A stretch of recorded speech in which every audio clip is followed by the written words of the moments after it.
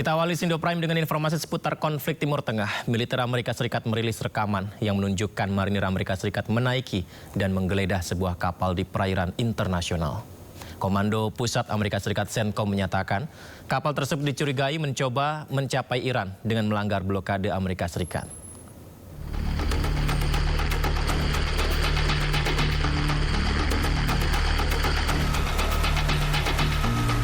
Rekaman ini menunjukkan sebuah helikopter yang membawa marinir Amerika Serikat lepas landas diikuti oleh personel yang turun menggunakan tali cepat ke sebuah kapal di laut untuk melakukan pencarian. CENTCOM menyatakan bahwa marinir Amerika Serikat dari unit ekspedisi marinir ke-31 menaiki MV Blue Star 3, sebuah kapal berbendera Komoro yang dimiliki oleh sebuah perusahaan Oman. Sebelumnya pada tanggal 13 April, Presiden Amerika Serikat Donald Trump mengumumkan blokade angkatan laut terhadap pelabuhan-pelabuhan Iran termasuk Selat Hormuz yang mendorong Tehran untuk menutup jalur air strategis tersebut.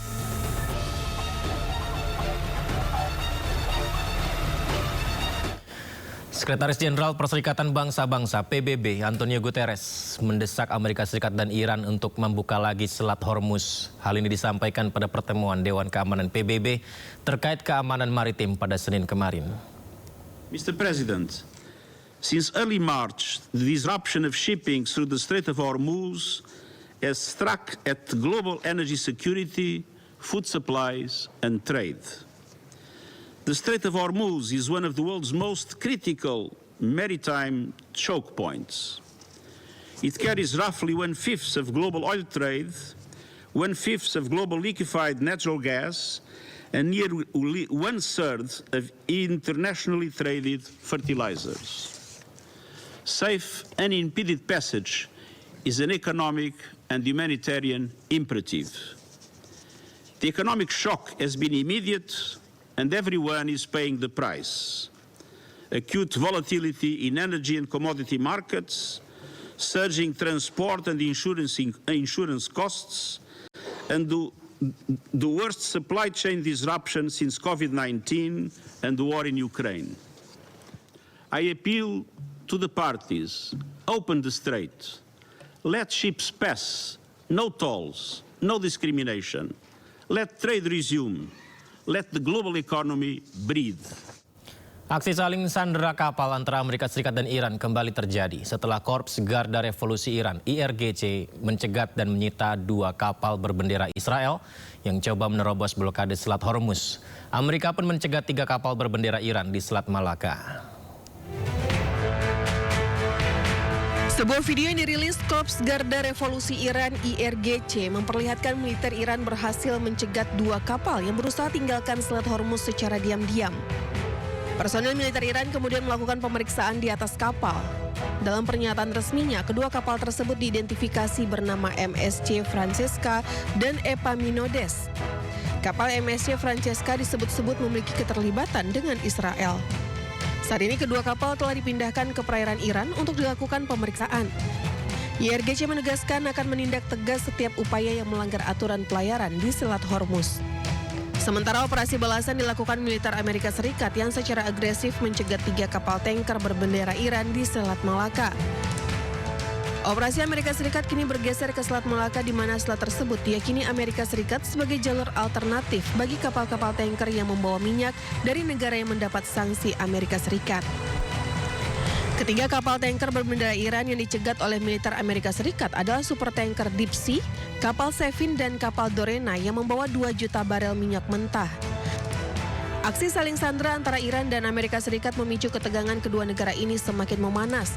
Blokade tandingan yang dilakukan Amerika Serikat ini sebagai upaya untuk menekan Iran untuk mengikuti perundingan damai di Pakistan. Untuk pertama kalinya sejak perang berkecamuk, pemimpin-pemimpin negara Teluk yang tergabung dalam Dewan Kerjasama Teluk atau GCC akhirnya bertemu di Jeddah, Arab Saudi, Rabu siang. Ke-6 negara mengadakan pertemuan darurat membahas konflik untuk merumuskan respon bersama terhadap ribuan serangan drone Iran. Serangan drone Iran terhadap negara Teluk terus meningkat sejak 8 April.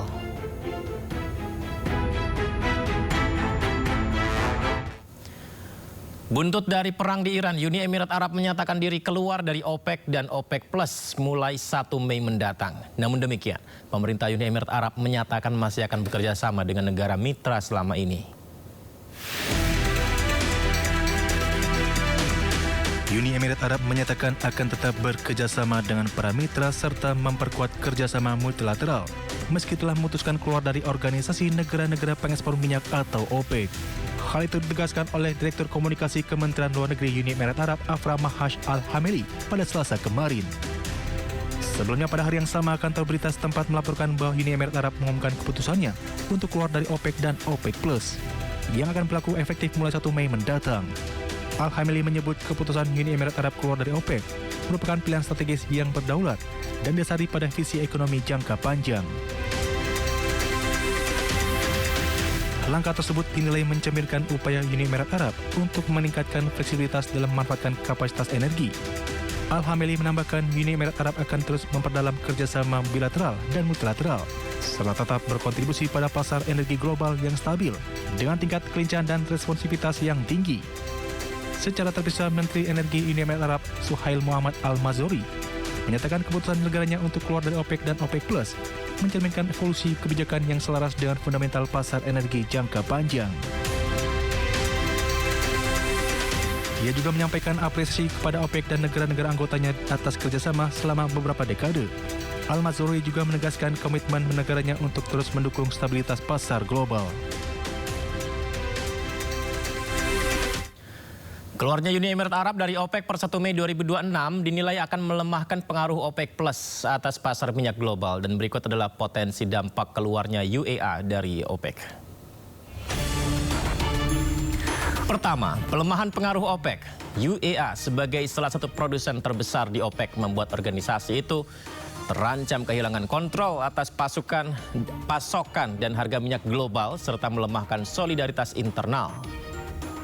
Kedua, peningkatan produksi mandiri. UEA berencana meningkatkan produksi minyak secara bertahap dan terukur tanpa batasan kuota OPEC untuk memaksimalkan kepentingan nasional. Ketiga, volatilitas harga minyak. Pasar energi global diprediksi mengalami guncangan dan volatilitas harga yang lebih tinggi karena ketidakpastian pasokan. Kemudian keempat, perang harga minyak. Langkah ini berpotensi memicu perang harga minyak karena UEA bebas bersaing di pasar global. Lalu kelima, pergeseran kekuatan geopolitik. Konflik kepentingan dengan Arab Saudi dan dinamika geopolitik kawasan seperti perang Iran dinilai mempercepat keputusan strategis UEA. Kemudian terakhir, beban stabilitas Arab Saudi, di mana Saudi diprediksi terpaksa menanggung beban stabilitas harga minyak sendirian yang berujung pada berkurangnya efektivitas kebijakan produksi bersama.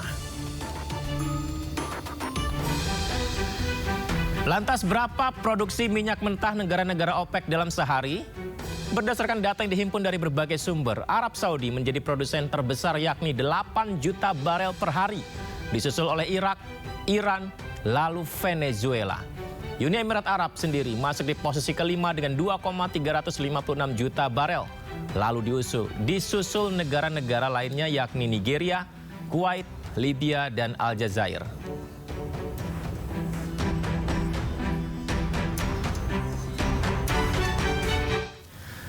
Menteri Luar Negeri Iran Abbas Araghchi melakukan kunjungan diplomatik ke sejumlah negara sahabat yakni Oman, Pakistan, dan Rusia. Kunjungan ke Rusia Menlu Araghchi yakni untuk membahas kondisi di Selat Hormuz serta situasi Timur Tengah.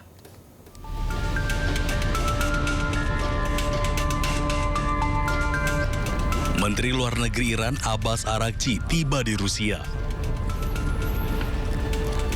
Kedatangannya kali ini merupakan bagian dari safari diplomatik untuk mencari solusi keamanan di Selat Hormuz dan kawasan Timur Tengah. Rencananya Araghchi akan bertemu Presiden Rusia Vladimir Putin dan Menteri Luar Negeri Rusia Sergei Lavrov. Pertemuan akan membahas kondisi Selat Hormuz dan Timur Tengah yang terus memanas. Sebelumnya, Araghchi berkunjung ke Oman dan Islamabad, Pakistan. Di Oman, Araghchi bertemu Sultan Oman, Haitham bin Tariq di Istana Al-Baraka, Muscat, membahas situasi yang berkembang dan upaya diplomatik untuk mengakhiri konflik yang sedang berlangsung.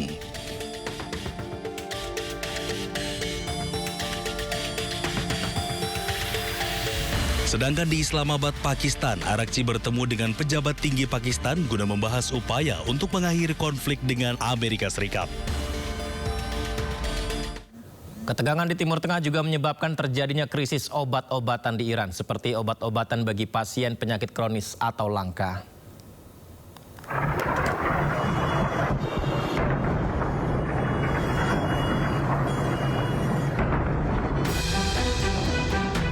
Serangan Amerika Serikat Israel yang bertubi-tubi hingga menghantam fasilitas kesehatan menuai kecaman dari para ahli medis seluruh Iran. Serangan terhadap gudang obat-obatan di Hamadan turut memperparah kondisi. Akibatnya, pasien kronis dengan kebutuhan medis khusus seperti talasemia, hemofilia mengalami kekurangan obat, khususnya di wilayah Madan dan Kermansyah. Tidak hanya itu, tekanan akibat konflik juga meningkatkan kebutuhan transfusi darah. مرکز انبار دارویی رو در همدان مورد اصابت داشتیم که داروهای بیماران MS و بیماران خاص اونجا در واقع مورد اصابت قرار گرفته بود. یک کمبودی رو در یک مقطع زمانی کوتاه داشتیم تو همدان و کرمانشاه و الحمدلله به موقع این با در واقع پیگیری که شد مرتفع شد و بقیه استان‌ها این مشکلات دست میداد. بچه‌های ما بیش از 60% بیماران تالاسمی در ایران به خاطر تزریق مکرر خون ناچار به تحال برداری شدند. Sejak 2018, Amerika Serikat memperlakukan sanksi terhadap Iran. Ia menyasar sektor perbankan, pelayaran, dan program nuklir. Washington menyebut langkah ini untuk menekan Iran untuk menghentikan pengembangan senjata nuklir. Sementara itu, Iran melaporkan 240 serangan terhadap fasilitas kesehatan selama konflik berlangsung, termasuk puluhan rumah sakit dan unit gawat darurat. Namun, Amerika Serikat dan Israel membantah menargetkan fasilitas sipil. Himpunan Pelajar Indonesia di Iran sampaikan pesan solidaritas di tengah konflik antara Amerika Serikat Israel dengan Iran. Pesan tersebut berisi dukungan terhadap rakyat Iran. Pas di belakang tribun, insya Allah berapa menit lagi kita pelajar Indonesia mewakili seluruh... Pesan solidaritas disampaikan di atas panggung oleh pelajar Indonesia yang menempuh pendidikan di Iran. Di tengah kerumunan warga Iran, seorang pelajar menyampaikan pesan yang berisi dukungan penuh terhadap warga Iran untuk terus tegar dalam membela tanah kelahiran. الحمدلله توی این چند روزم ماشاءالله خوب کار کردن هم تو فضای رسانه‌ای هم تو فضای موکبداری. بعد از 4 روز این جمع آوری بستیم و مردم اعتراض کردن. چرا میبندید؟ ما هم دوباره میخوایم واریز کنیم براتون. این برای ایرانی‌ها بدید، موشک درست کنید، بزنه اسرائیل را، بزنه آمریکا را.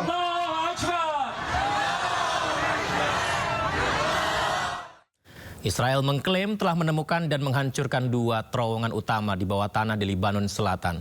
Israel menduga terowongan ini milik pejuang Hizbullah. Pasukan pertahanan Israel IDF mengeluarkan video terowongan bawah tanah di Lebanon Selatan, di mana Israel menyebut terowongan ini ditempati anggota Hizbullah. Israel juga menyebut terowongan ini sudah berdiri sekitar 1 dekade.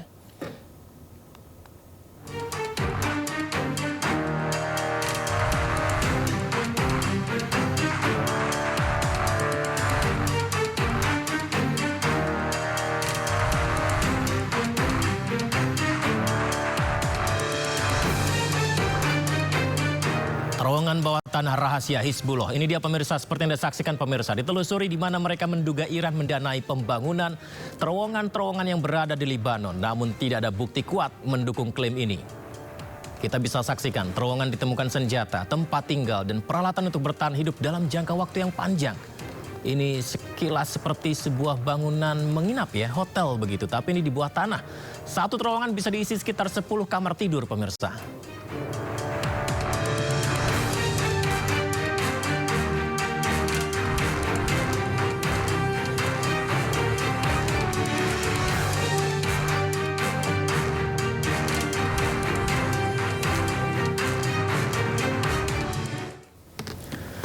Perdana Menteri Israel Benjamin Netanyahu mengklaim Israel telah menghancurkan terowongan besar milik Hizbullah seiring dengan terus meningkatnya pertempuran di sepanjang perbatasan. פוצצנו היום מנהרת טרור ענקית של חיזבאללה. אנחנו משמידים להם את תשתיות הטרור, אנחנו הורגים להם עשרות רבות של מחבלים ועוד היד נטויה, אנחנו פועלים בתוך רצועת הביטחון, דרומית לליטנית, צפונית לליטנית, בבקה בצפון לבנון, ונתתי הנחיה לפני כמה שבועות על פרויקט מיוחד לחסל את איום הרחפנים. זה ייקח זמן, אבל גם את זה נפוצץ. Drone Hizbullah kembali jadi ancaman tentara Israel. Drone peledak yang dihancurkan Hizbullah membuat pasukan Israel kewalahan.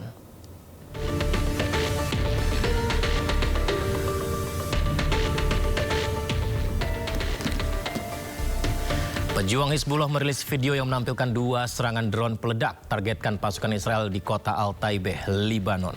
2 tentara Israel dilaporkan terluka parah akibat serangan itu, di mana drone peledak Hizbullah menjadi ancaman serius bagi pasukan Zionis yang beroperasi di Libanon Selatan.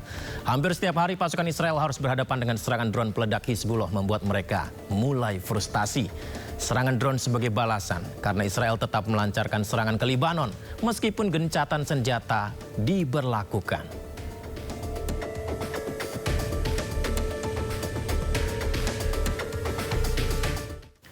Seorang ayah menggendong anaknya yang tewas akibat serangan drone Israel di Khan Yunis, Palestina.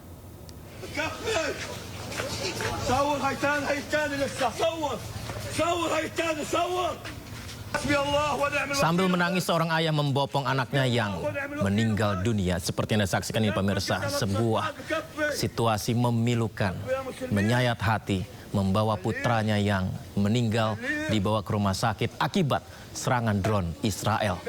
Zionis Israel terus menggempur permukiman warga sipil di tengah kondisi gencatan senjata antara Israel dan Hamas.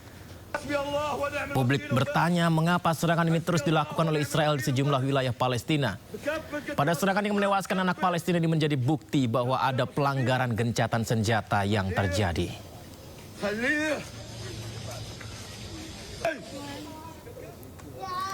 Selain itu, seorang adik menangisi kepergian kakak kandungnya akibat serangan pasukan Zionis Israel di Palestina.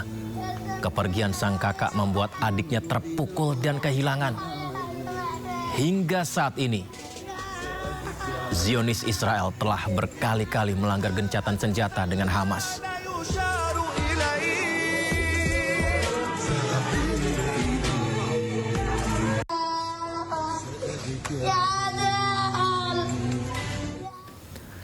Pasukan pertahanan Israel IDF menangkap sejumlah warga Palestina di sebuah desa di Ramallah, Palestina. Tak hanya warga dewasa, operasi ini juga menangkap sejumlah anak-anak.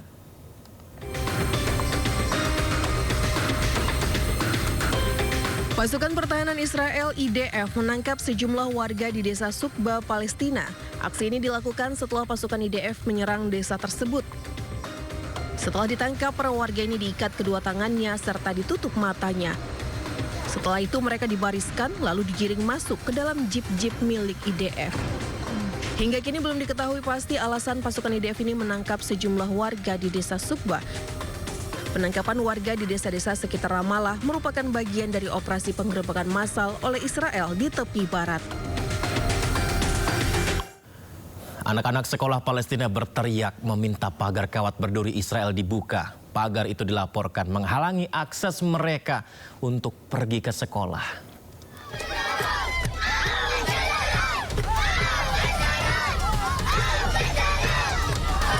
Anak-anak Palestina terlihat berteriak di samping pagar kawat berduri yang didirikan oleh pemukim Israel di desa Al-Khair di selatan Hebron hari Minggu. Mereka membawa tas sekolah dan buku meneriakkan buka jalan lantaran kawat berduri tersebut menghalangi rute mereka ke sekolah.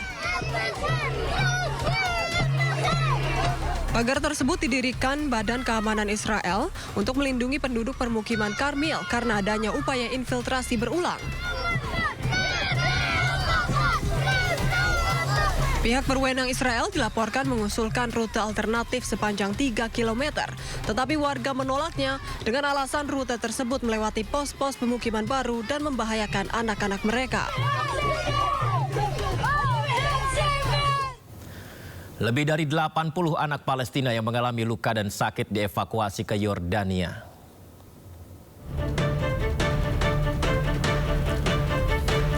Nantinya sebanyak 81 anak Palestina yang mengalami luka atau sakit akibat perang akan menerima perawatan medis di Yordania. Diketahui jutaan warga Palestina mengungsi di Yordania akibat perang dengan Zionis Israel. Dan Yordania menjadi salah satu negara yang menerima anak-anak Palestina terluka sejak tahun 2023.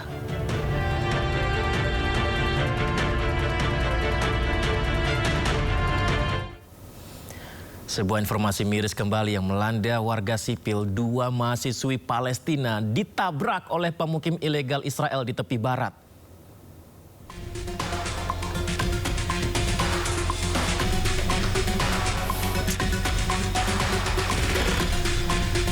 Aduh. Ya, ini adalah rekaman CCTV jalanan menunjukkan aksi ugal-ugalan pemukim ilegal Israel di tepi barat Palestina.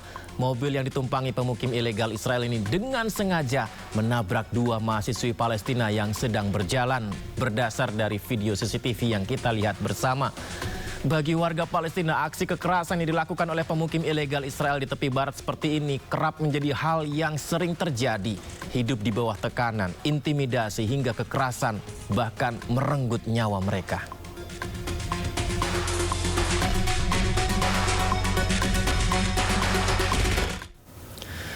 Jenazah Kopda Anumerta Riko Pramudia, prajurit TNI AD yang gugur dalam misi perdamaian UNIFIL di Libanon dimakamkan dengan upacara militer. Namun upacara pemakaman dilakukan tertutup. Pemirsa, upacara militer pemakaman jenazah Kopda Anumerta Riko Pramudia di Taman Makam Pahlawan Lubuk Pakam, Deli Serdang, Sumatera Utara berlangsung dengan hikmat. Upacara berlangsung 1 jam, diwarnai tembakan salvo prajurit TNI. Pemakaman tertutup dari media. Tidak diketahui secara pasti siapa saja petinggi TNI yang hadir. Namun Pangdam Iskandar Muda Majen TNI Joko Hadi Susilo bertindak sebagai inspektur upacara. Kopda Anumerta Riko, anggota TNI yang merupakan pasukan UNIFIL Libanon, gugur setelah dirawat karena terluka akibat ledakan artileri tank Israel.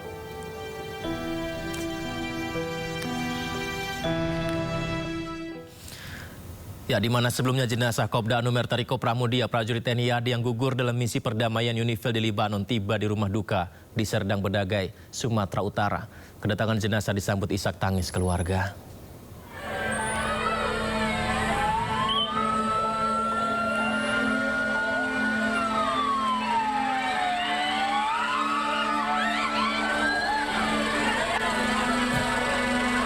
Iring-iringan kendaraan yang membawa jenazah almarhum Kopda Anumerta Riko Pramudia tiba di rumah duka di Dusun 7 Sukasari, Serdang Bedagai, Sumatera Utara.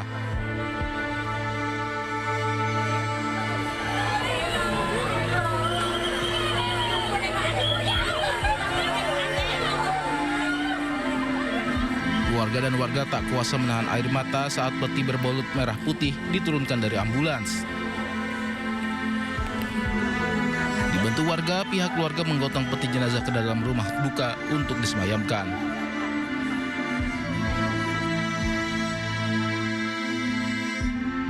Kopda Anumerta Riko dikenal sebagai prajurit berdedikasi yang bertugas sebagai pasukan UNIFIL di Lebanon. Dirinya gugur usai terkena ledakan artileri dari tank Israel di Atchit Al-Qusair pada akhir Maret lalu. Sebelum gugur, dirinya sempat dirawat beberapa hari. Dear Rico, we are here for you today. We are here to stand before you and to honor you. As your commander, I speak to you with respect and with a heavy heart. You came here far from home to serve under the United Nations flag, to bring peace to this land.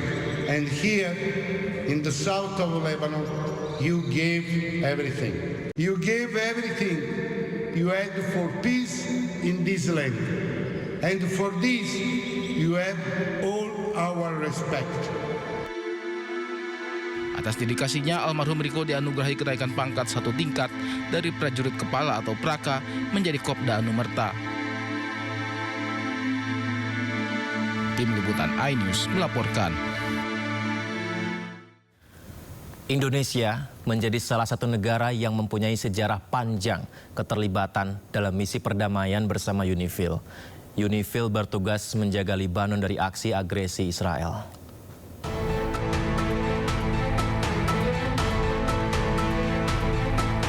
Pasukan Indonesia selalu menjadi yang terbesar dalam pasukan perdamaian UNIFIL. UNIFIL berada di bawah mandat PBB untuk menjaga Lebanon dari agresi militer Israel. Pasukan ini didirikan oleh PBB pada 19 Maret 1978. Misi UNIFIL adalah membantu pemerintah Lebanon untuk mengembalikan otoritasnya. UNIFIL bersama tentara Lebanon bertugas mengamankan wilayah dari serangan Israel. Indonesia sendiri baru bergabung di UNIFIL pada 2006. Pasukan pertama yang bergabung bernama Kontingen Garuda atau KONGA. Operasi penjaga perdamaian PBB di selatan Lebanon ini terdiri hampir 10.000 personel.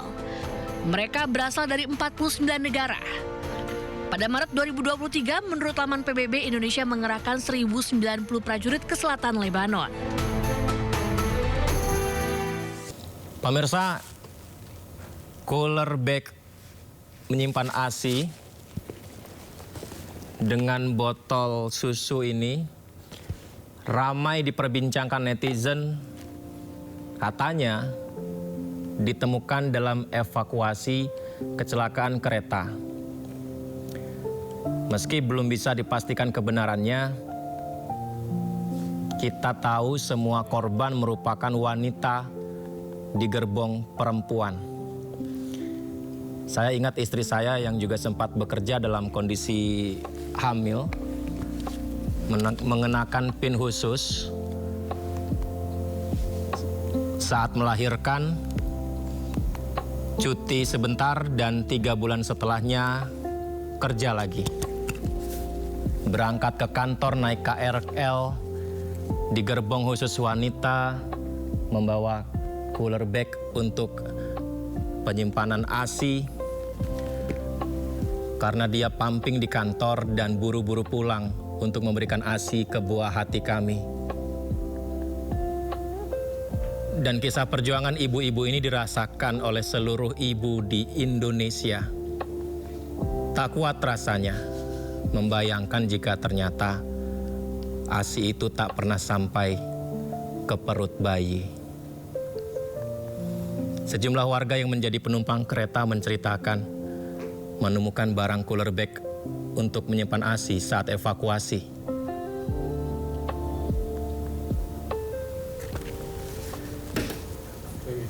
Meski belum terkonfirmasi, namun ramai diceritakan di media sosial. Warganet mengungkapkan rasa pilu setelah menemukan cooler bag untuk menyimpan air susu ibu di sekitar lokasi kejadian. Dari sini diketahui mayoritas perempuan pulang kerja dengan kereta merupakan seorang ibu yang juga sembari menjalankan tugas mulianya, menyiapkan susu untuk bayinya. Bahkan pemirsa, ada satu cerita seorang penumpang selamat karena tubuhnya dilindungi cooler bag tersebut.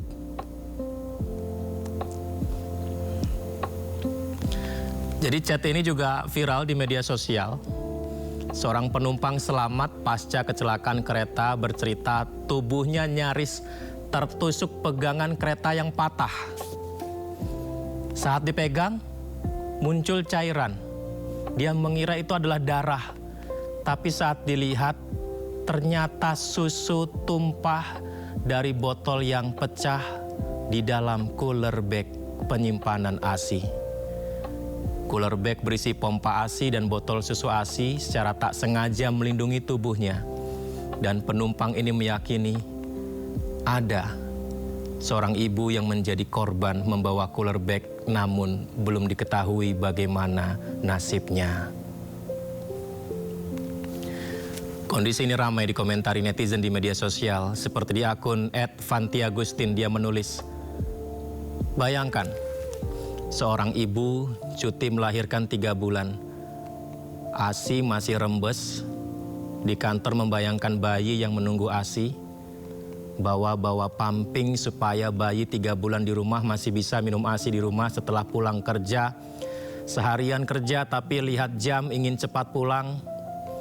Pilih kereta tercepat supaya segera sampai rumah. Tapi ASI tidak pernah sampai ke perut bayi.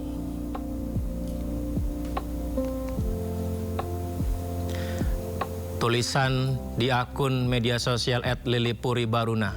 Ya Allah, sebagai ibu pekerja paling tahu rasanya hari pertama kerja setelah cuti melahirkan.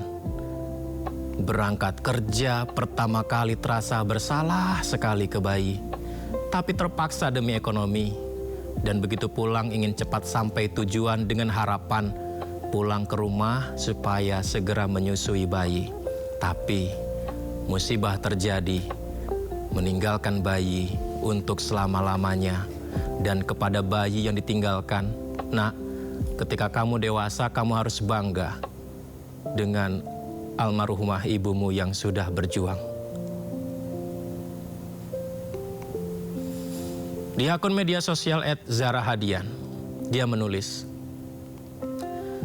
hari ini salah satu teman di grup WA Info, teman dekatnya meninggal korban kecelakaan KRL Bekasi Timur dengan kondisi sedang hamil 2 bulan. Ternyata ia adalah pejuang garis 2 selama 5 tahun belum punya momongan. Seketika aku drop, tidak bisa berkata-kata. Air mata pecah. Kebayang bagaimana kalau itu kita alami sendiri.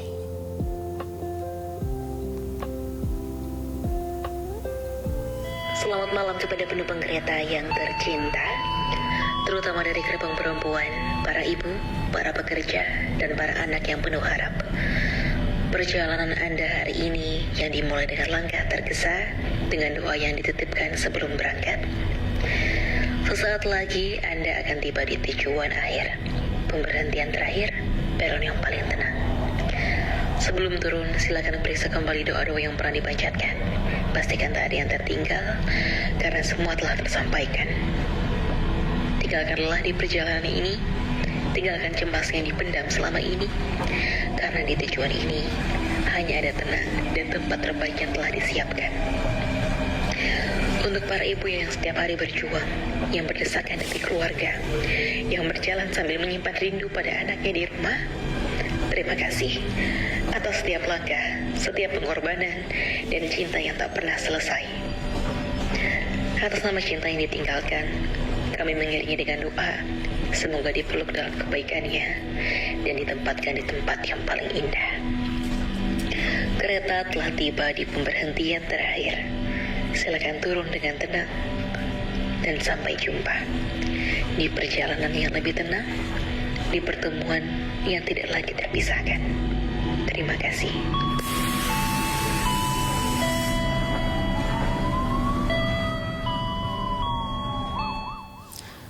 Ya, saya mengajak Anda pemirsa untuk mendoakan korban yang telah meninggal dunia agar diterima di tempat terbaik di sisi Allah Subhanahu wa taala. Jumlah korban meninggal dunia akibat kecelakaan kereta Argo Bromo Anggrek dengan KRL komuter lain di Bekasi Timur, Jawa Barat bertambah jadi 16 orang. Salah satu pasien yang sebelumnya menjalani perawatan di RSUD Kota Bekasi dilaporkan meninggal dunia pasca operasi.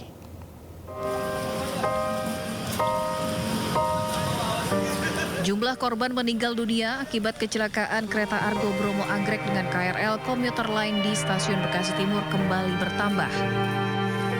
Setelah menjalani operasi, Mia Citra, salah satu pasien korban kecelakaan kereta Argo Bromo Anggrek dengan KRL komuter lain yang dirawat di RSUD Dr. Casbuloh Abdul Majid, Kota Bekasi, Jawa Barat, dinyatakan meninggal dunia.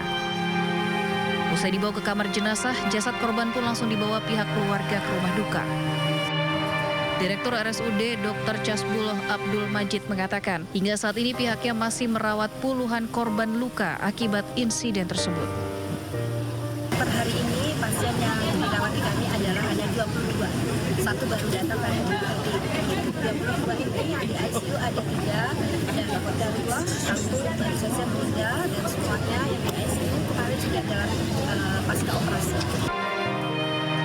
22 korban masih menjalani perawatan di RSUD Kota Bekasi dan 26 korban lainnya telah dipulangkan.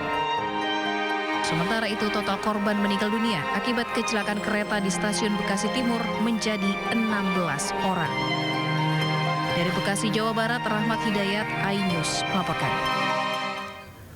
Ucapan belasungkawa disampaikan sejumlah warga melalui media sosial, di mana kesemua korban adalah perempuan. Ucapan duka disampaikan keluarga dan kerabat korban meninggal dunia yang dibagikan di media sosial mereka. Seperti yang kita lihat, ucapan disampaikan dari berbagai lembaga pendidikan hingga institusi tempat bekerja para korban. Semuanya korban merupakan wanita karir yang bekerja ya pemirsa. Dan dalam perjalanan pulang ke rumah setelah seharian bertugas, juga ada rekan jurnalis kita juga di sana. Ini adalah ibu-ibu pejuang yang sangat luar biasa. Saya ajak Anda kembali untuk mendoakan semuanya mendapatkan tempat terbaik di sisi Allah Subhanahu wa taala.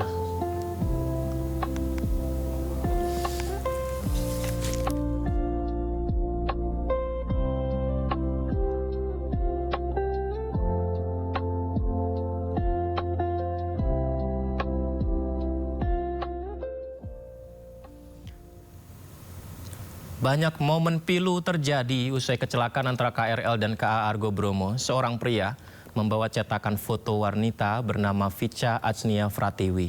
Vicha merupakan anggota keluarga yang hilang kontak. Jadi ini adalah seorang bapak yang terus berkeliling stasiun Bekasi Timur, keliling rumah sakit membawa foto seorang wanita. Karena tidak bisa dihubungi setelah pulang bekerja. Perwakilan keluarga mencetak foto Vicha Atsnia Pratiwi mencari informasi keberadaan sang anak, mencari ke seluruh tempat, menunjukkan foto yang disimpan di handphone, di-print dalam sebuah kertas, mencari kemana-mana untuk menemukan putri mereka. Bidokes Polda Metro Jaya, tim Lalu pemirsa, Rumah Sakit Polri Kramat Jati mengumumkan 10 jenazah korban kecelakaan kereta api Argo Bromo Anggrek dan KRL Stasiun Bekasi Timur teridentifikasi kemarin berdasarkan sidang rekonsiliasi dan diumumkan satu nama bernama Vicha Atsnia Fratiwi, wanita yang dicari-cari keluarganya. Untuk menentukan identitas.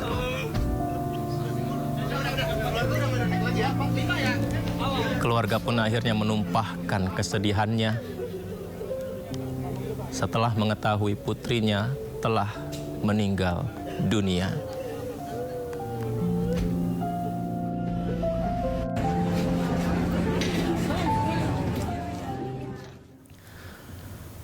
Baik, pemirsa, kita akan mendengarkan solusi masukan dari Menteri PPPA Arifah Fauzi pasca peristiwa kecelakaan kereta. Sudah pasti solusi yang kita harapkan dari sang menteri penuh pertimbangan matang kan ya. Karena ini saya dengar viral di media sosial. Kita simak berikut ini pemirsa bagaimana selengkapnya pernyataan dari menteri yang juga mewakili pemerintah dalam solusi setelah peristiwa kecelakaan. Kita simak berikut ini pemirsa. Kalau tadi kita ngobrol dengan KAI itu kenapa ditaruh di paling depan, paling belakang supaya tidak terjadi rebutan. Tapi dengan peristiwa ini kita mengusulkan kalau bisa yang perempuan itu ditaruh di tengah. Jadi yang laki-laki di ujung, yang depan belakang itu laki-laki, jadi yang perempuan di tengah. Gitu. Jadi setelah mendengar pernyataan dari Ibu Menteri tadi, respon saya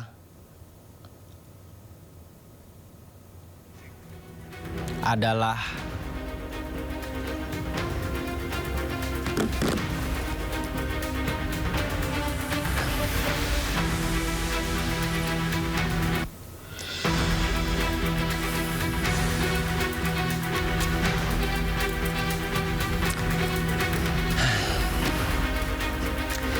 kita ke informasi berikutnya saja. Tragedi tabrakan kereta di Bekasi tidak hanya menyisakan duka, tapi juga memicu perdebatan mengenai keamanan penumpang. Usulan memindahkan gerbong perempuan ke tengah rangkaian tadi, pemirsa, muncul. Kita simak informasinya.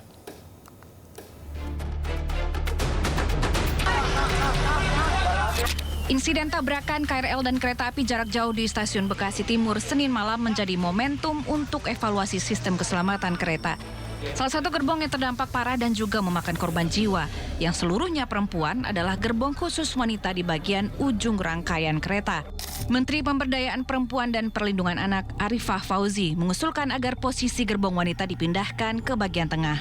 Menurutnya, posisi tersebut dinilai lebih aman dan dapat menekan risiko saat terjadi kecelakaan. Tapi dengan peristiwa ini kita mengusulkan kalau bisa yang perempuan itu ditaruh di tengah.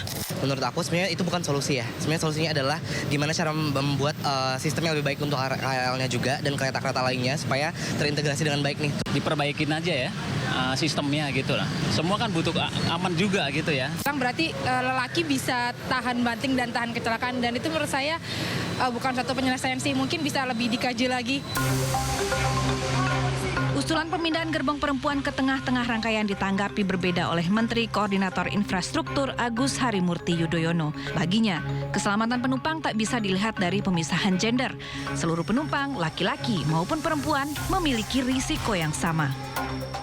Laki dan perempuan sama saja, tidak boleh menjadi korban dalam insiden apapun. Jadi yang kita fokuskan adalah bukan perempuan dan lakinya, tetapi bagaimana sistem transportasi kereta dan sistem transportasi publik lainnya ini aman, selamat. Peristiwa ini menjadi pengingat bagi pengelola transportasi Indonesia agar tidak melakukan evaluasi setengah hati, karena keselamatan jiwa sesungguhnya adalah hak seluruh penggunanya. Tim Liputan iNews melaporkan. Ya, izin saya masih mempelajari bagaimana jawaban solusi dari Ibu Menteri PPPA tadi. Tapi ya kami jurnalis tidak boleh beropini, kami hanya menghadirkan fakta-fakta informasi sebenarnya. Salah satunya juga adalah yang disampaikan Direktur Utama PT KAI Bobi Rashidin tentang pemindahan gerbong wanita ini. Beliau mengatakan keselamatan adalah prioritas seluruh penumpang tanpa memandang gender. Kami perlu menegaskan juga bahwa keselamatan adalah prioritas utama kami. Kami tidak ada toleransi sama sekalipun untuk melanggar atau menurunkan tingkat keselamatan dari para pelanggan pengguna jasa dari PT Kereta Api Indonesia, baik itu gendernya laki-laki maupun gendernya perempuan. Ini gerbong perempuan seperti yang saya sampaikan tadi, kita tidak membedakan dari tingkat keselamatan, tidak kita bedakan antara gender perempuan dan gender laki. Ya. Yang kedua adalah selama ini kami melakukan pemisahan itu karena ada beberapa aspek. Aspek pertama adalah supaya tidak terjadi yang namanya harassment. Yang kedua adalah memberikan kemudahan-kemudahan akses untuk para perempuan atau para wanita juga. Yang ketiga adalah memberikan security yang lebih, karena itu kan lebih dekat dengan penjaga yang ada di itu, maka dari ujung ke ujung. Jadi untuk sementara aspek itu yang kita gunakan.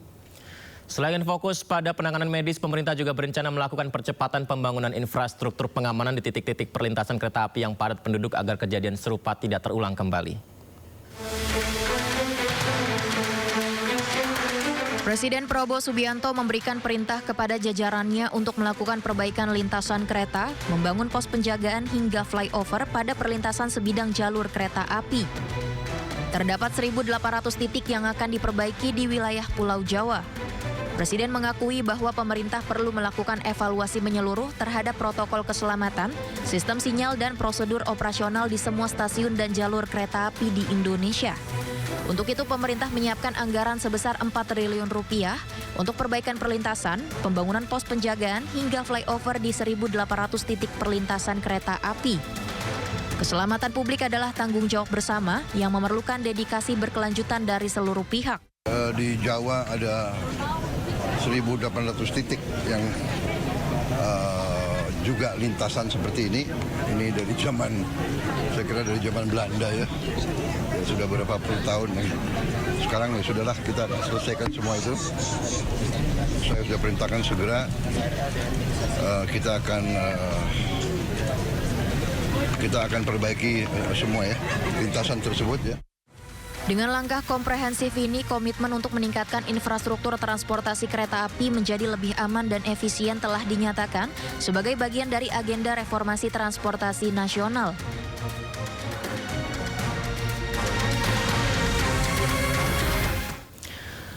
Menko Infrastruktur dan Pembangunan Kewilayahan Agus Harimurti Yudhoyono mengungkapkan selain menunggu hasil investigasi, pihaknya secara paralel juga melakukan identifikasi sejumlah faktor resiko dalam perlintasan kereta api. AHY menekankan evaluasi tidak hanya dilakukan pada aspek teknis saja, tapi juga mencakup sistem, teknologi, hingga tata kelola transportasi kereta api secara keseluruhan. Pasca kecelakaan kereta api yang melibatkan KRL dan kereta api jarak jauh di perlintasan Sebidang Bekasi Timur, pemerintah melakukan evaluasi langsung di lapangan. Menteri Koordinator Bidang Infrastruktur dan Pembangunan Kewilayahan Agus Harimurti Yudhoyono mengatakan bahwa perbaikan akan dilakukan secara menyeluruh baik di tingkat kebijakan maupun teknis di lapangan. AHY mengungkapkan evaluasi ini melibatkan sejumlah kementerian terkait, termasuk Kementerian Perhubungan dan Kementerian Pekerjaan Umum, mengingat tingginya risiko pada perlintasan sebidang yang masih banyak ditemukan di berbagai daerah. AHY juga menekankan pentingnya pendekatan komprehensif dalam penanganan perlintasan sebidang, termasuk integrasi antara pengelola jalan dan perkereta apian. Karena memang lintasan sebidang kereta dan kendaraan jalan raya ini selalu mengandung resiko, dan di sejumlah titik resikonya tinggi. Masih cukup banyak perlintasan sebidang yang belum memiliki sistem pengamanan yang optimal, termasuk penjaga di lintasan kereta. Dan sistem yang lainnya juga harus terus dibenahi melalui teknologi yang efektif dan tepat sasaran. Selebihnya kita ingin memastikan juga hadir solusi infrastruktur. Misalnya ketika ada lintasan-lintasan sebidang yang memang sangat padat di sejumlah kota, itu perlu kita bangun flyover atau underpass. Nah, disinilah perlu integrasi yang baik antara pengelola jalan-jalan di darat dengan rel-rel kereta, pengelola rel kereta. Jadi ini perlu pendekatan yang komprehensif. Selain menunggu hasil investigasi, AHY mengatakan pihaknya secara paralel juga melakukan identifikasi sejumlah faktor risiko dalam perlintasan kereta api. Dari identifikasi masalah yang dilakukan itu, AHY memastikan nantinya juga akan dicarikan solusi untuk menyelesaikannya. AHY juga menegaskan bahwa evaluasi tidak hanya dilakukan pada aspek teknis, tetapi juga mencakup sistem, teknologi, hingga tata kelola transportasi kereta api secara keseluruhan.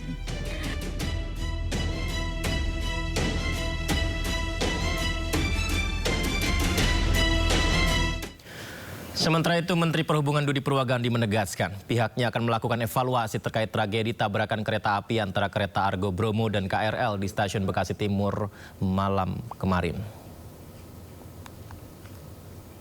Evaluasi itu salah satunya terkait pembangunan double track stasiun sebagai jalur khusus bagi KRL serta kereta jarak jauh.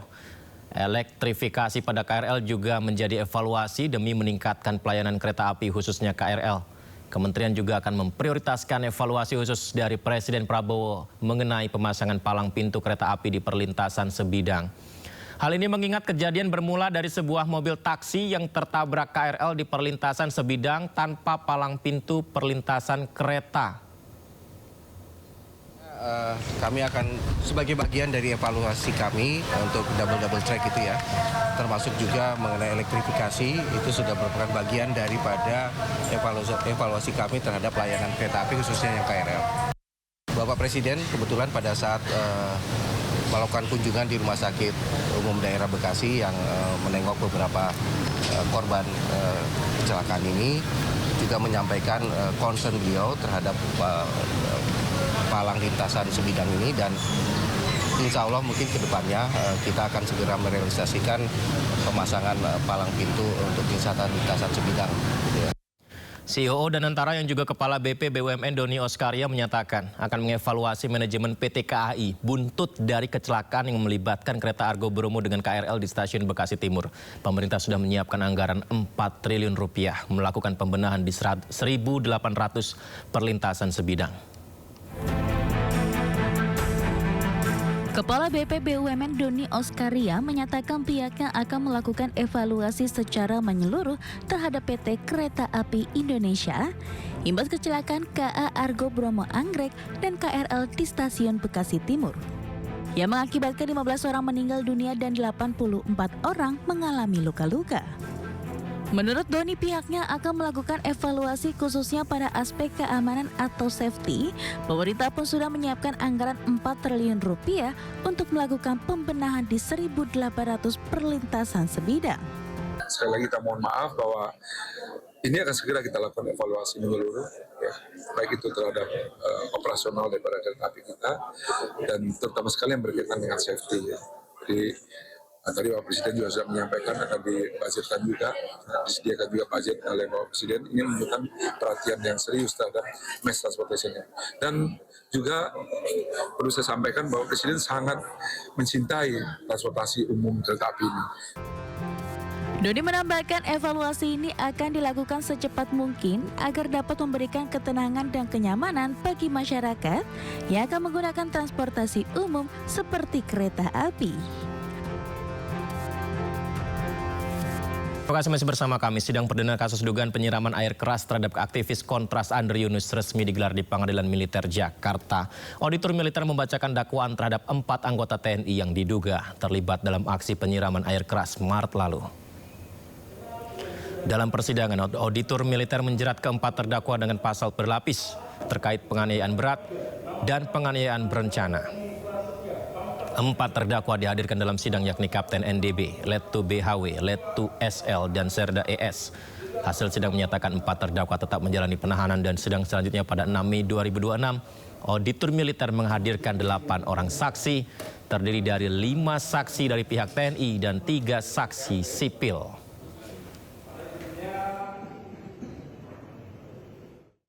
Selain kasus Andri Yunus, teror penyiraman air keras juga pernah beberapa kali terjadi sebelumnya. Motifnya berkaitan dengan dendam hingga upaya pembungkaman.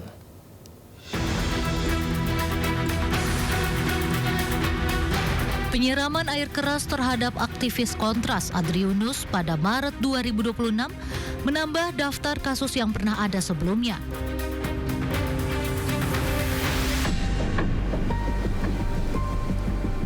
Salah satu kasus yang menyita perhatian publik adalah penyiraman air keras terhadap Novel Baswedan. 11 April 2017, Novel yang saat itu merupakan penyidik KPK disiram air keras di bagian wajah usai sholat subuh di masjid sekitar kediamannya di kawasan Kelapa Gading, Jakarta Utara.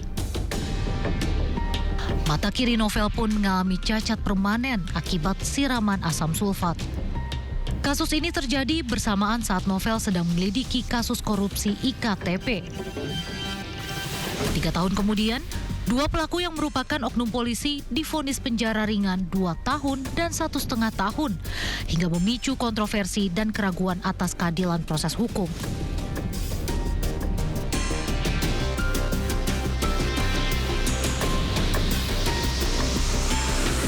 September 2024, Agus Salim, seorang kepala pelayan di sebuah kafe di Cengkareng, Jakarta, disiram air keras oleh bawahannya CCS. Tindakan pelaku disebabkan oleh sakit hati karena sering dimarahi korban saat bekerja. Akibat kejadian ini, Agus mengalami luka bakar 90% dan kehilangan penglihatan, sementara pelaku divonis 6,5 tahun penjara.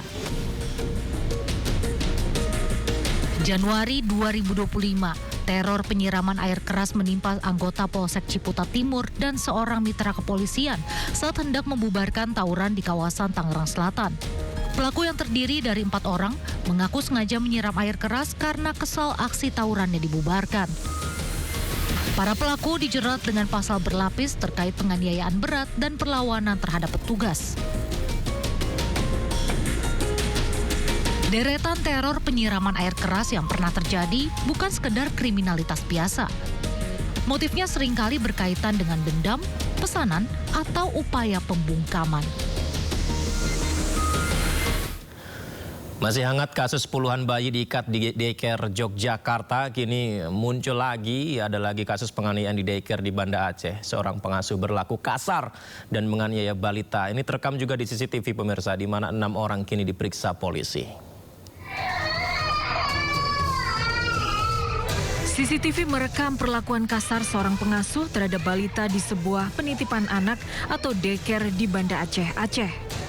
Di sebuah ruangan, pengasuh menampar dan menyeret balita di depannya hingga sang bayi menangis. Perlakuan kasar itu disaksikan dan dibiarkan oleh pengasuh lain di ruangan tersebut. Video CCTV ini pun viral dan memicu emosi publik.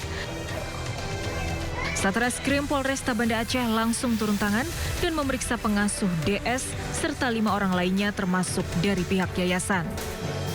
Telah mengamankan untuk dimintai keterangan yang kita duga sebagai pelaku kekerasan terhadap anak tersebut berinisial DS 24 tahun. Kasus ini masih dalam penyelidikan untuk mengungkap ada tidaknya keterlibatan atau pembiaran dari pihak yayasan daycare. Dari Banda Aceh, Taufan Mustafa Ainus melaporkan. Ya, sebelumnya di Jogja, tersangka kasus kekerasan di daycare Little Aresa Yogyakarta mengaku diperintah oleh ketua yayasan dan kepala sekolah untuk mengikat anak-anak yang dititipkan. Sementara itu, Gubernur Yogyakarta dengan tegas akan menutup tempat penitipan anak yang izinnya bermasalah.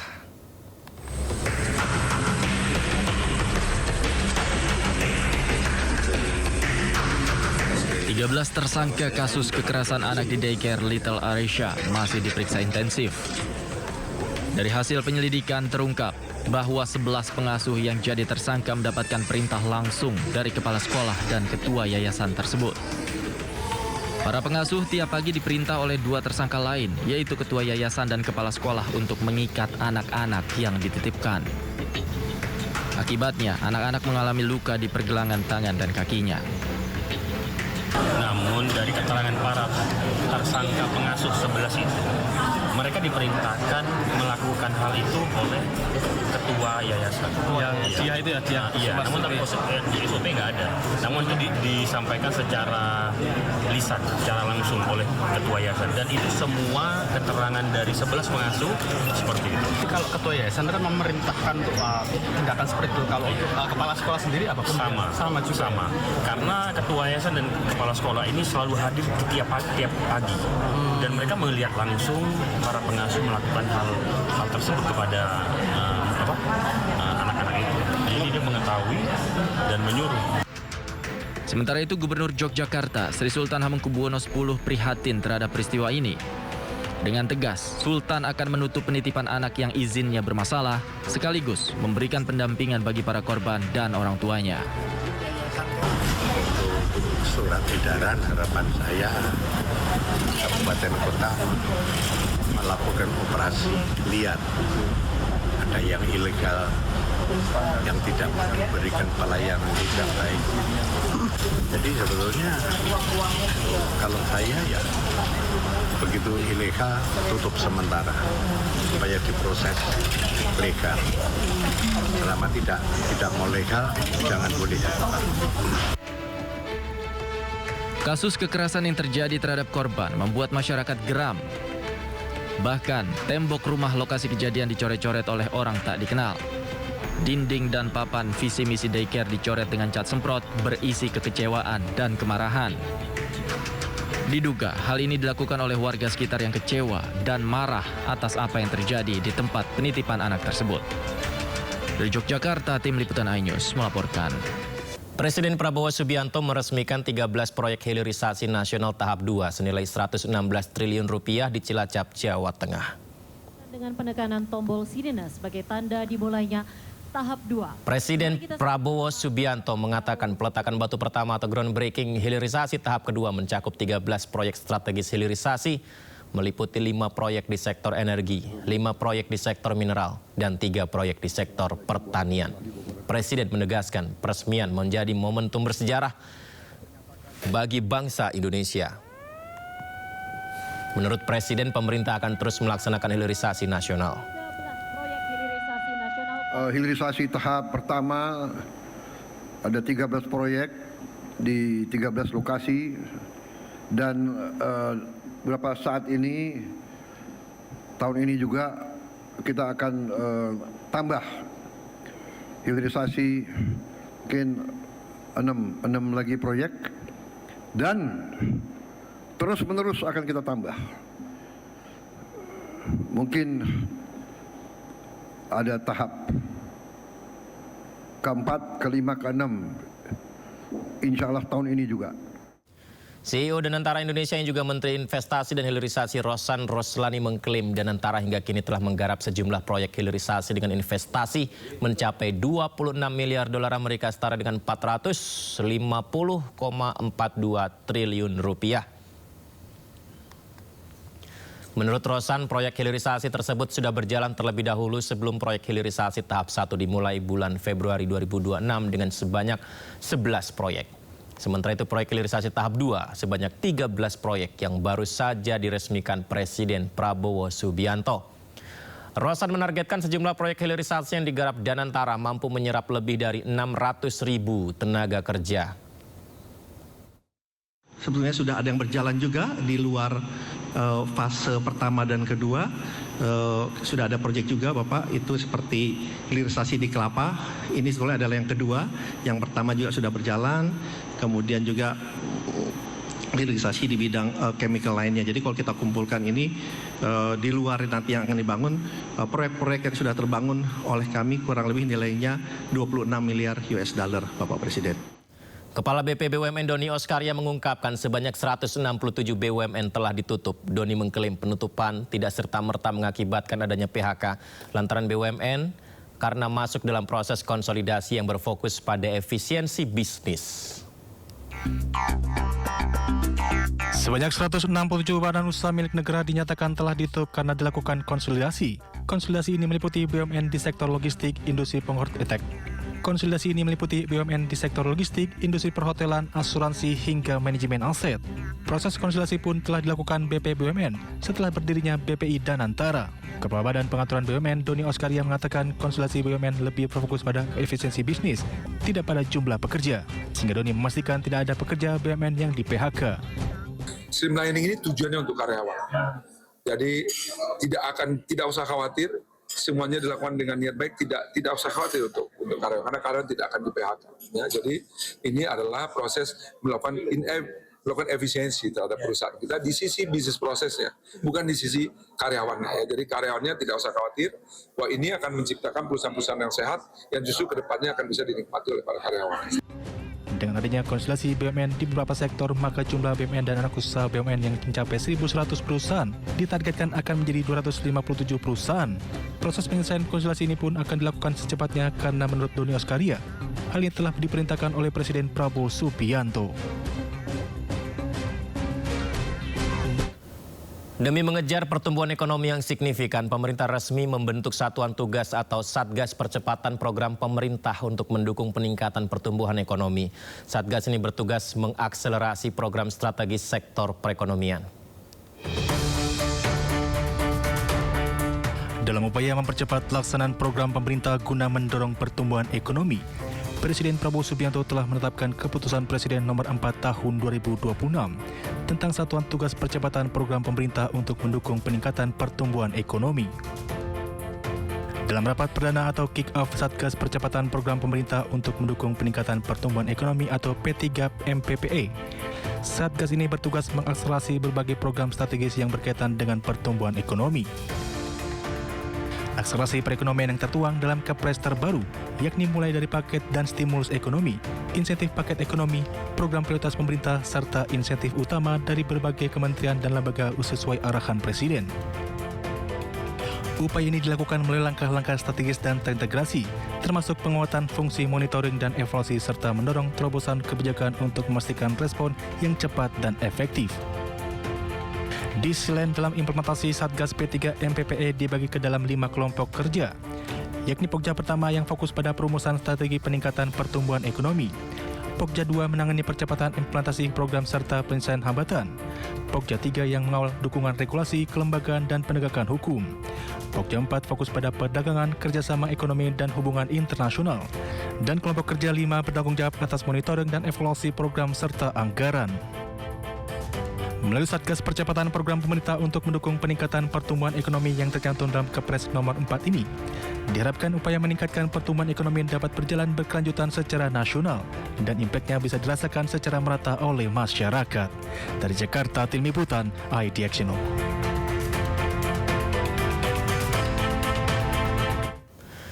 Pemerintah terus mengejar potensi sumber ekonomi untuk meningkatkan pertumbuhan ekonomi secara nasional. Kepres khusus pun diterbitkan sebagai upaya akselerasi pertumbuhan ekonomi.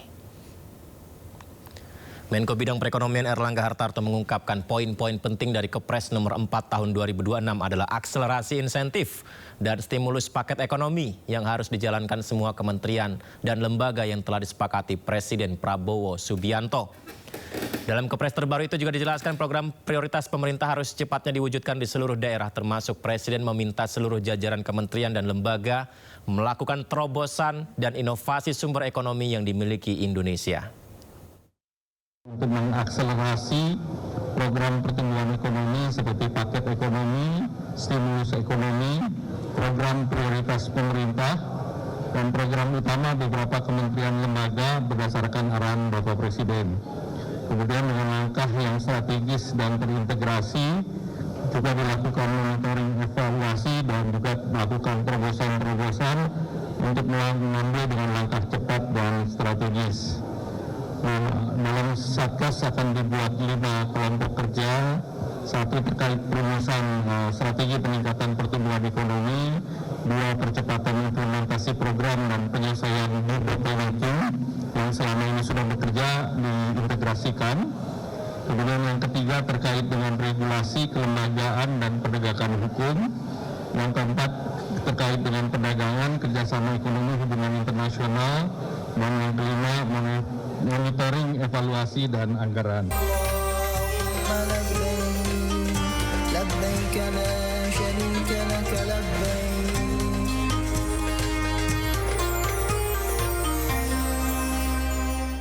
Rombongan jemaah calon haji embarkasi Surabaya asal Probolinggo, Jawa Timur mengalami kecelakaan.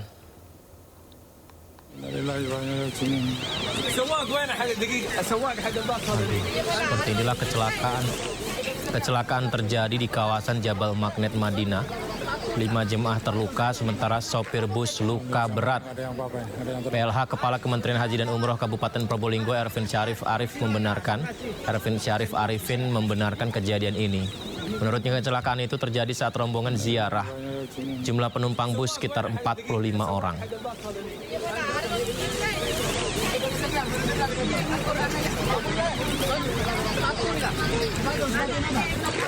Alhamdulillah semuanya nggak ada yang apa-apa, nggak ada yang terluka. Mengantisipasi dinamika lapangan selama operasional haji, pemerintah mengerahkan 1.100 warga negara Indonesia di Timur Tengah sebagai tenaga pendukung di Kota Suci. Dibekali kemampuan bahasa Arab, pasukan diaspora ini menjadi garda terdepan, melayani, melindungi jemaah dari potensi masalah hukum.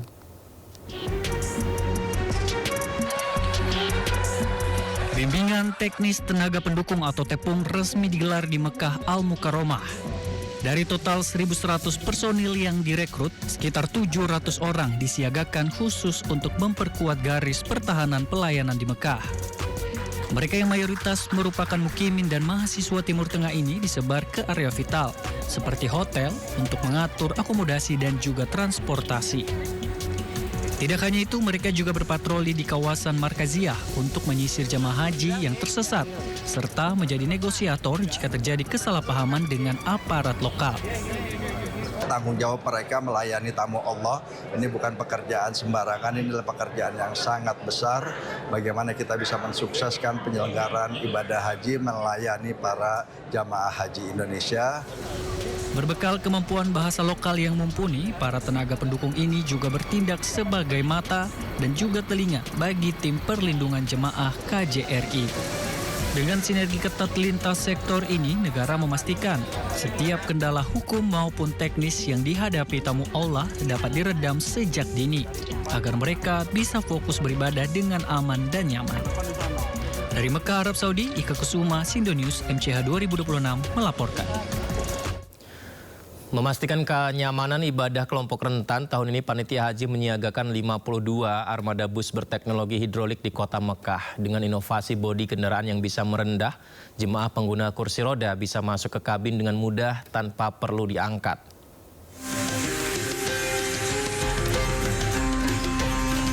Teriknya matahari Mekah tidak lagi menjadi penghalang bagi jemaah haji kelompok rentan untuk bisa beribadah di Masjidil Haram. Di tahun ini pemerintah menyiagakan 52 unit bus sholawat khusus berteknologi suspensi hidrolik. Kendaraan pintar ini mampu merendahkan bodinya hingga sejajar dengan aspal atau trotoar jalan. Dengan inovasi ini, pengguna kursi roda bisa meluncur masuk kabin tanpa perlu diangkat atau mengalami sakit saat proses naik turun kendaraan. Bis itu yang jelas untuk bis disabilitas, dia bisa turun bisnya itu. Sehingga jemaah itu yang pengguna kursi roda tidak perlu diangkat, langsung didorong. Langsung masuk ke kabin bis itu nggak perlu diangkat, tapi langsung didorong. Itu bisnya bisa turun. Guna menjaga efektivitas di tengah kemacetan Mekah, bus khusus berkapasitas maksimal 18 orang ini beroperasi menggunakan sistem panggilan atau request dari petugas halte.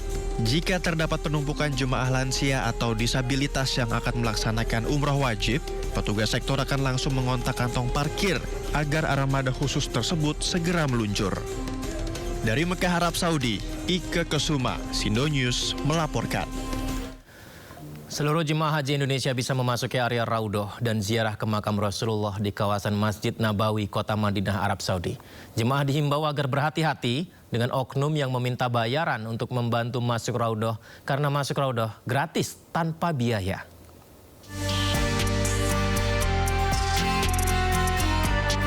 Ada dua cara bagi jemaah calon haji untuk bisa masuk Raudhoh. Pertama, melalui tasreh atau izin resmi dari otoritas Arab Saudi, dan yang kedua yaitu melalui aplikasi nusuk. Jalur tasreh bisa didapat jemaah secara massal melalui ketua rombongan yang dijadwalkan petugas haji sektor khusus Nabawi. Sementara aplikasi nusuk diperuntukkan bagi perorangan melalui gawai masing-masing jemaah. Kedua akses masuk Raudhoh tersebut bisa didapat secara gratis atau tanpa dipungut biaya. Dan kami tegaskan bahwa masuk Raudhoh itu gratis. Ya, kami ulangi, masuk Raudhoh itu gratis, tidak dipungut biaya. Kalau ada jamaah dipungut biaya, itu adalah oknum-oknum yang tidak bertanggung jawab, dan kami mohon untuk segera melaporkan kepada petugas kami. Jika jemaah haji menemukan masalah untuk bisa masuk Raudhoh, jemaah bisa bertanya ke petugas haji yang disiagakan di Masjid Nabawi. Dari Madinah, Arab Saudi, Eti Jutasari MCH 2026 melaporkan. Seorang nenek berusia 104 tahun menjadi calon jemaah haji tertua asal Kabupaten Kediri, Jawa Timur. Nenek Marsiah menabung dari hasil berjualan jenang selama puluhan tahun.